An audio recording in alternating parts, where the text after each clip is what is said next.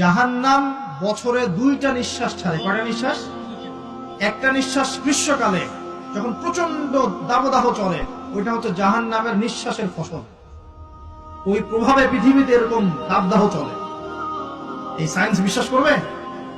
করবে না। ওর বিশ্বাসের আমার যায় আসে না। আল্লাহ পাক বলেছেন সত্য, রাসূল বলেছেন সত্য।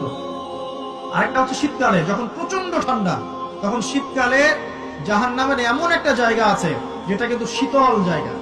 জাহান্নামের পুরো জায়গাটাই কিন্তু আগুন নয়, এমনও জায়গা আছে যেটা কি খুব শীতল। ওই শীতল অংশ শ্বাস ছাড়লে এই যে পৃথিবীতে এই শীতের একটা প্রভাব চলে আসে, প্রচন্ড ঠান্ডা শৈত্যপ্রবাহ চলে আসে।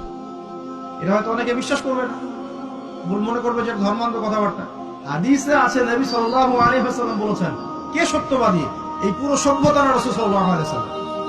এই বিশ্বের সমস্ত মানুষ সত্যবাদী বেশি না আল্লাহ রাসূল বেশি সত্যবাদী? বাস, আর কোনো দরকার আছে কথা?